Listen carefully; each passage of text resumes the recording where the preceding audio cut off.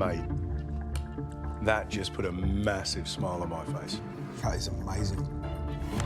I don't know Get everything on the plate. Just put a plate together. Come on, Eloise. Move it, move it. I need it. Judge.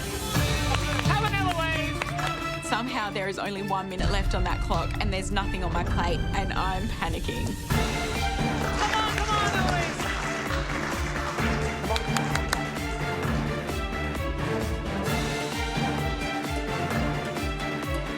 Come on, Eloise. I'm starting to panic. Don't panic, you got it.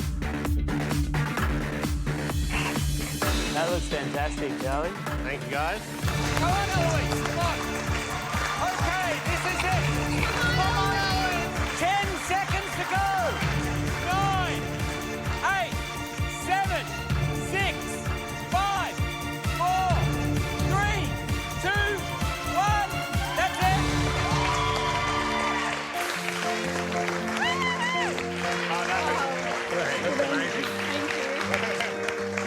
Fried bread, ginger beer foam, cherries and ganache. Beautiful.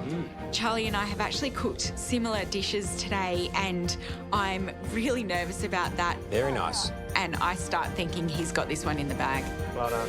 Good stuff. Thank you. It's going to be interesting today because Charlie Carrington, you know, this is a man that deals with fire, domestic setup, and a bunch of ingredients off an indulgent table that include really no fresh vegetables or fruit. I reckon that's hard for a chef. 100%. I mean, I was standing there looking at it going, oh my gosh. What would you do? What do I do? Yeah. The difficulty in that pantry being the indulgent side was how do you create a dish that doesn't taste confectionery? Eloise versus the young lad. Could be a close one thing. Yeah. Well, let's find out. Let's get the first dish in.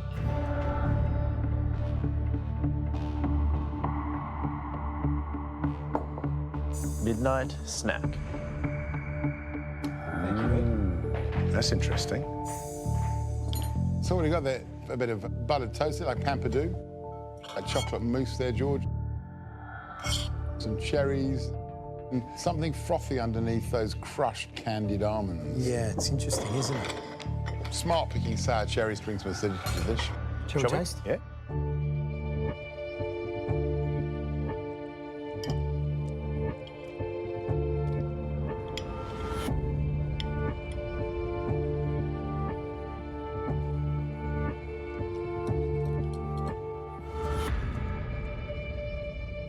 I think it's clever. I think it's kind of whimsical. I love the idea of calling it a midnight snack. I think it looks pretty. You know, I love the idea of the fried breadsticks. The cherries are nice. That adds some acidity.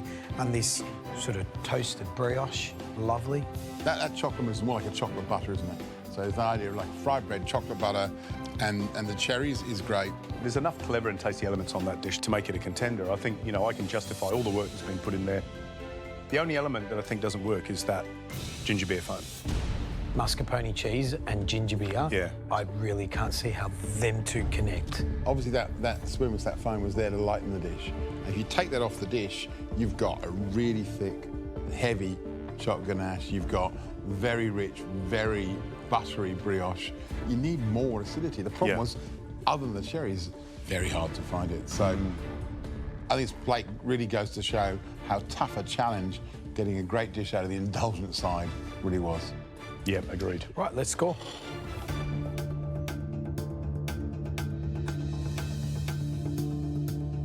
Right, let's get the second indulgent dish in. I'm a little bit worried that I haven't managed to get that balance just right. I'm just hoping, praying that I didn't overpower this whole dish with that whiskey sauce.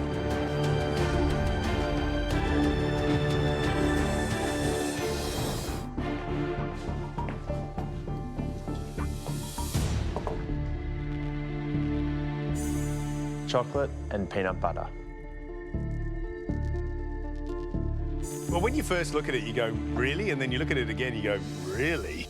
Shiny, crunchy, golden, sticky, and chocolate peanut butter. I mean, hello. That is rock and roll. That is a proper whiskey sauce. Oh, it's light.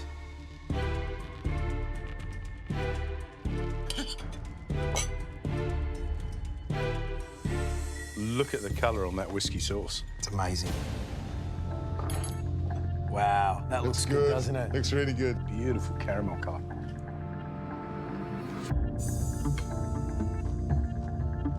Mate, that just put a massive smile on my face. That is amazing.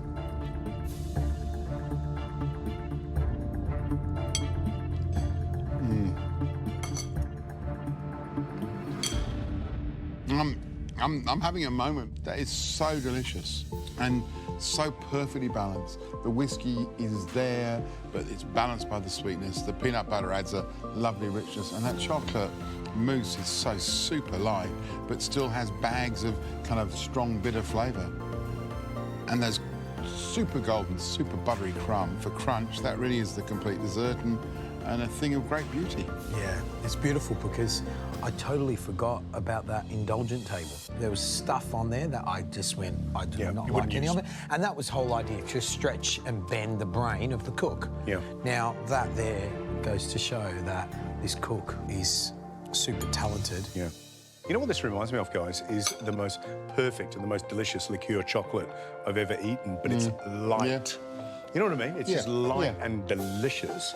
And peanut butter, light, bitter chocolate mousse, and that whiskey caramel sauce is absolutely a wonderful combination.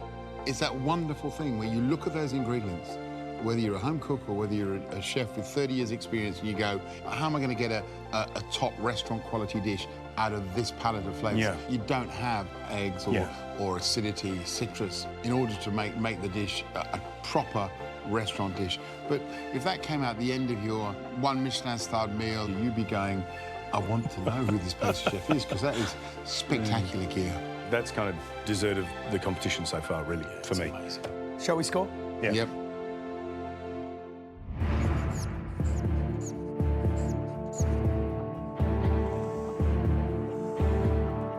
Right, there you go, boys.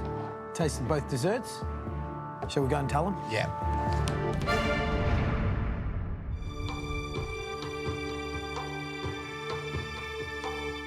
It's an exciting day always when, number one, we have a professional in the kitchen, number two, when there's an immunity pin at stake. And Eloise, you came in today, I think, with that singularly in your mind.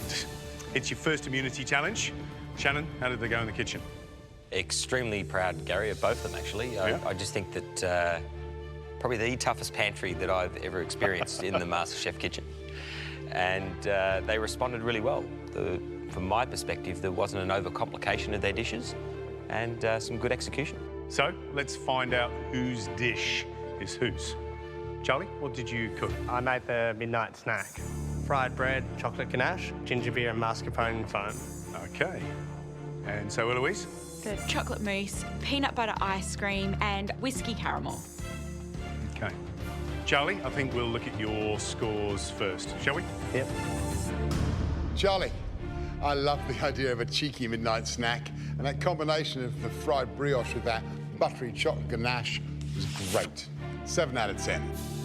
Thank you.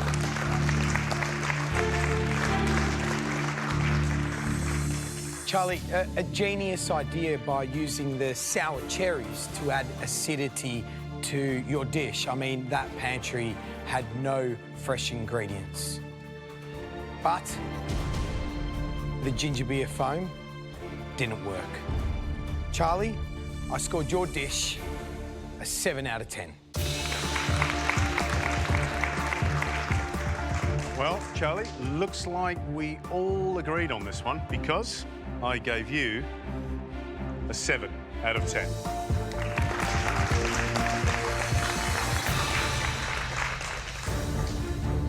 So, Eloise, the score to beat is 21. We agreed on Charlie's dish. I wonder if we'll agree in the same way about yours.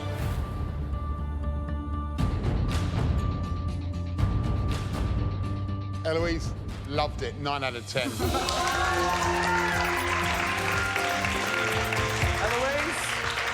9 out of 10. Eloise, loved it more. 10 out of 10.